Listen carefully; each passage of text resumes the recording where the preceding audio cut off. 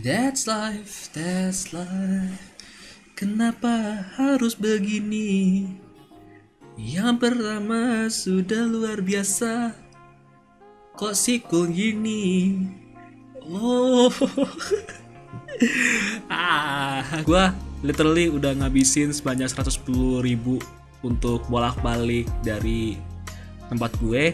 Habis itu bayar tiket buat nonton langsung di IMAX. And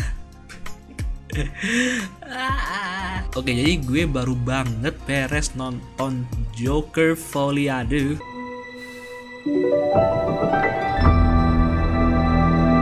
I hope I pronounce that right. Singkatnya gini aja nih ya. Sebuah film yang bagus tapi sebuah sequel yang I try my best not to spoil anything, but dari perkataan singkat seperti itu kalian harusnya udah nangkep gue ini mau bawa ini review kemana ini.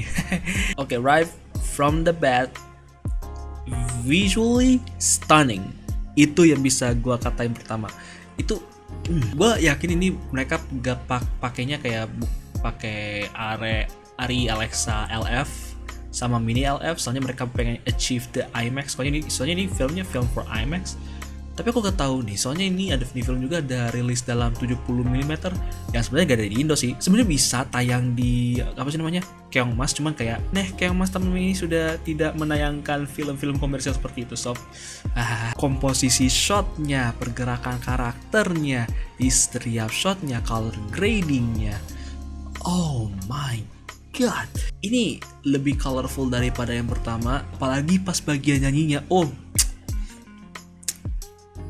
epic, apik-apiknya. Acting karakternya juga, I mean like, yeah, Joaquin Phoenix is a really good actor. I really love him. And banyak banget karakter, banyak banget peran-peranan, banyak banget aktor dan aktris. Walaupun sebagai peranan belakang, mereka ini direksinya kayak keren banget, bisa ngebuat kita tuh kayak, oh, these are real people. Ini ada orang-orang nyata kalau misalkan ditaruh di kayak di asylum pada tahun itu. Dan gue bener-bener kaget, Lady Gaga. Gue sebenarnya nggak suka sama Lady Gaga ya, lagu-lagunya Lady Gaga ya. Tapi di sini, oh my god, ini dia actingnya tuh kayak, oh, dia kayak untuk sebagai perempuan yang obsesif.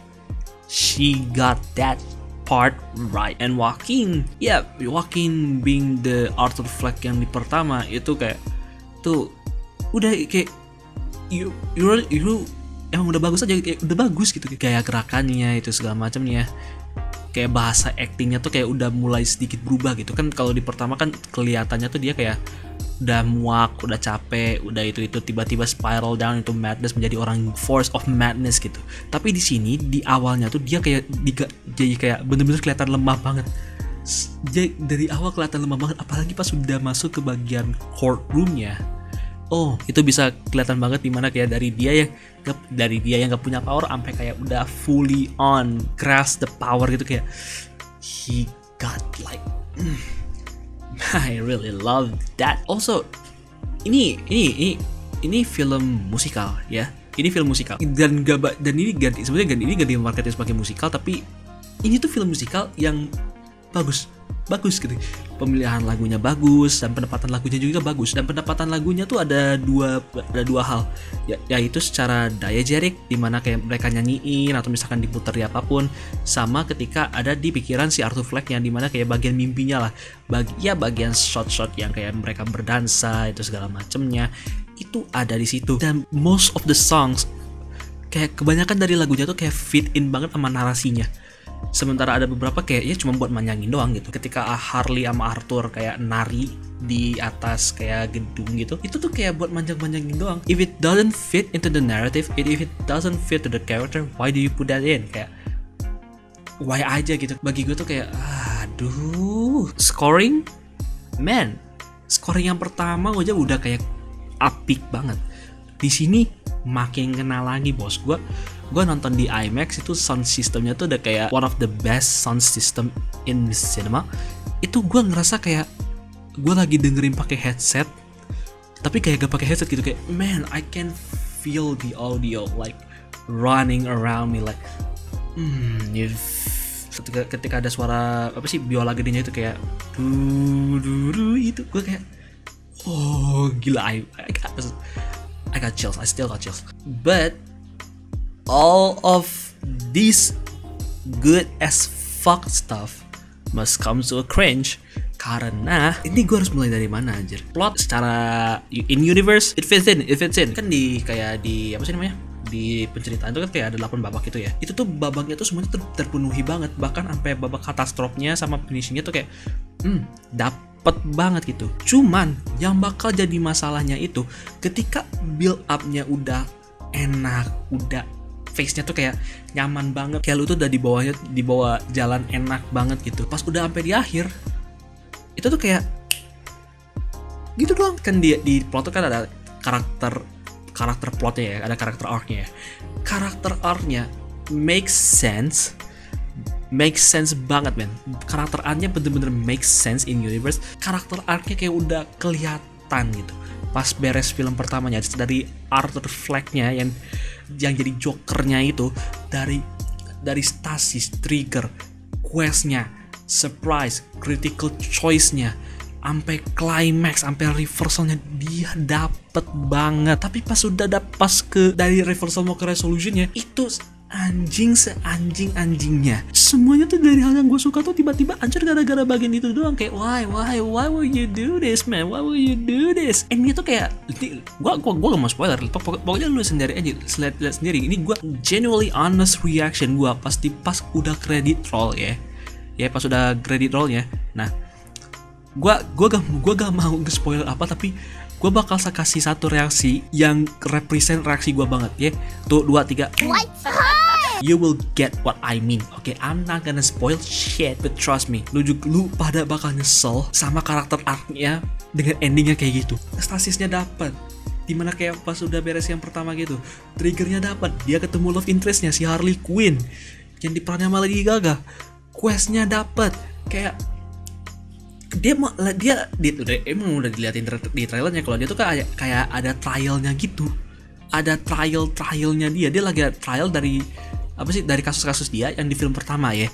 Habis itu ada surprise-nya apa, banyak banget. Gue yakin kalian harus nonton yang pertama dulu untuk mendapatkan beberapa poin penting yang bakal terjadi di film ini, apalagi pas di trialnya. Mereka kayak pas udah surprise itu kayak dari semua itunya, dari semua bukti-buktinya, dari semua saksi-saksinya, itu mereka dapat men, itu mereka udah dapat critical choice-nya dimana si Arthur, I'm not gonna spoil it, take a really hard decision for himself, and the climaxnya dapat banget.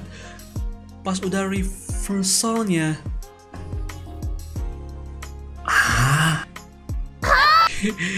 wah, itu kayak udah pantai banget. Lu udah dapat building up yang bagus, tapi dengan ending yang kayak gitu, itu gue sebenarnya gak masuk aja sebagai in-universe arc, in-universe plot. Tapi why-nya itu, ini gue yakin banget nih, ini gue gak tahu apakah itu penulisan kayak gitu, apakah ada beberapa deleted scenes yang gak sempat masuk. Soalnya gue yakin nih film bisa jadi 3 jam kalau misalkan bisa dimasukin kayak ada beberapa plot di luar yang bisa dimasukin di dalam. Everything feels dull, semuanya terasa tumpul gitu, semuanya terasa tumpul banget. Ada beberapa yang dapat tapi kayak gak ngena gitu aja, gak kayak pertama. Kayak suara tembakan di pertama tuh gue kayak deg-degan banget men. Tapi di sini setiap kali ada tembakan gue kayak ya udah gitu. Kayak it is what it is gitu. Also, little bit of hot take, gue gak demen dengan hal yang mereka lakuin ke Harley Quinn di ini film. Yeah, they got the backstory right, they got the right performer, but the arc of the character is pretty shit. Dan Harley Quinn di sini, yeah, we all know who Harley Quinn is. Dia emang obsesif sama Joker. Dia emang pengen sama Joker. But she's not a liar and not a fucking narcissistic.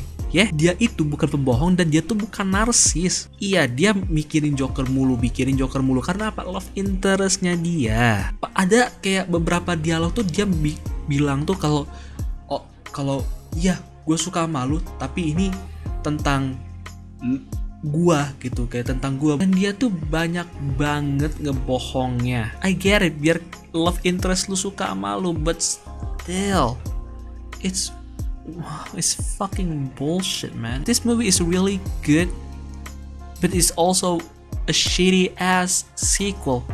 This movie is a shitty ass sequel, like for fucking real man. Ini adalah filmnya bagus, tapi bukan sequel yang bagus. Ini kalau misalkan kita anggap ini sebagai standalone film kayak yang pertama, it's really good, it's a really good film, ya. Yeah. Cuman karena ini sequel, dari karakter artnya udah kayak gimana, udah switching genre. I mean I get it with the switching genre, tapi kayak why this movie exists-nya tuh kayak bener-bener kayak ambigu banget, man. Why does this even exist? Kata terakhir nih sebelum pada setelah di komen ya. Ini film adalah film yang sangat bagus. Ya, yeah, walaupun dengan beberapa masalah seperti itu, I mean, ya, film bagus juga emang tidak sempurna, ya. Yeah. Tapi ini bukan sequel yang bagus, ya. Yeah. Also, ini lupa gue mention, ya. Yeah, ini minor detail. Tapi ini karena kan gue nontonnya di IMAX itu aspek rasio tuh benar-benar berubah tapi tidak signifikan gitu. Gue gak tahu di bioskop biasa kayak gimana, tapi kalau di IMAX itu ada perubahan mungkin bagiku dari 1,75 hampir 16:9 ke 1,95. Itu secara visual make sense, secara naratif make sense, secara visual naratif make sense. Kayak pas 1,75 itu kayak oh itu Arthur di dunia masyarakatnya, tapi ketika udah 1,95 itu dia udah di dunianya dia sendiri. That's it. Kalau misalkan kayak mau nonton, go ahead, tapi ku saranin tontonlah dengan sound system yang terbaik. Boleh sound system Dolby, boleh sound system Dolby Atmos, ataupun IMAX kalau bisa. Ya, yeah. That's it for the final verdict. This is a 6 out of 10. That's it. Kalau misalkan kalian suka, hit the like button. Dan kalau misalkan kalian mau denger gue ngeren kayak gini lagi, jangan lupa untuk pencet tombol subscribe-nya. Dan also, jangan lupa buat komen bagaimana pendapat kalian dengan film ini. I see you all someday, another day in the fucking future. Cheers and out.